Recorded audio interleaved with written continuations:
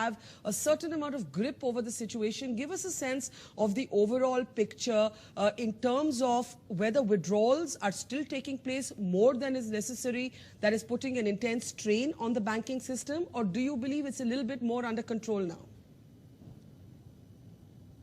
I think it's much more under control now. In many of the states, we have found that the queues have actually come down. In Mumbai itself, in the branch in our corporate center premises, which till yesterday we had, not yesterday, day before, we had queues stretching right up to the pavement. When I arrived today morning, there was hardly a queue here. Even the other branches that I saw on the way in respect of other banks as well as our banks had reasonable queues. However, this is not true in every state. I'm told that in places like Delhi, in places like Calcutta, in places like Bangalore, there seem to be pretty large numbers and queues. One reason, of course, could be that in Delhi and Calcutta, these are places which were closed yesterday, and therefore there is an additional crowd today. But I think overall, if you look at it, the number of transactions are coming down. There seems to be more comfort. Many more of our ATMs are working, though the ATMs are still running dry very quickly because they are only stacked with 100 rupee notes. But currently, at least 438 of our ATMs have been recalibrated for the 200 rupee notes. 73 as of the last half hour were dispensing 2000 rupee notes. So to that extent, you know, the ATM infrastructure is also coming up.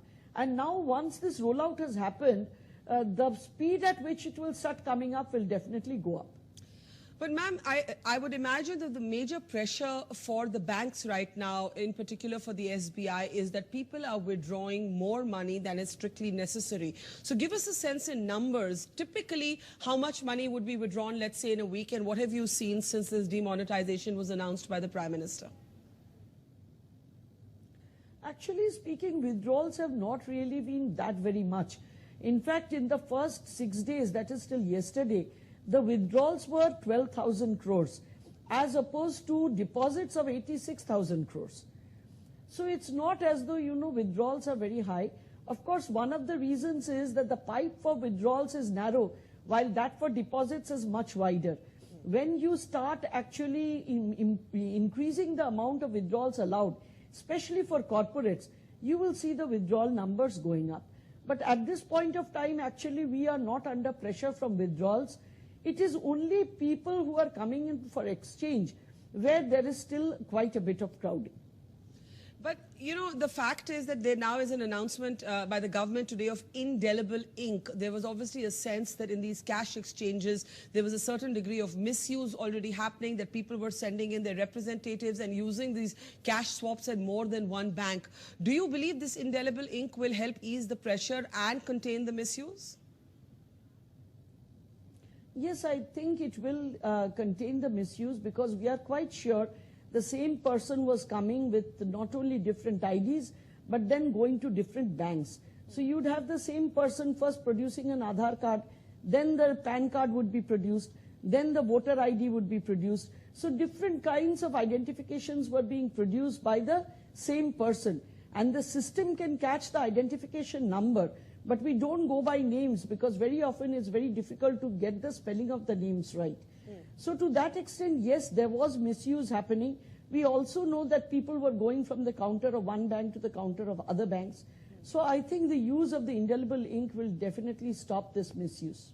There's also been an apprehension, ma'am, that the Jan Dhan accounts are being misused. The government's had to announce today that don't let your Jan Dhan accounts be used by other people. How do we get around this problem, that people will simply use the Jan Dhan accounts to launder their black money into white?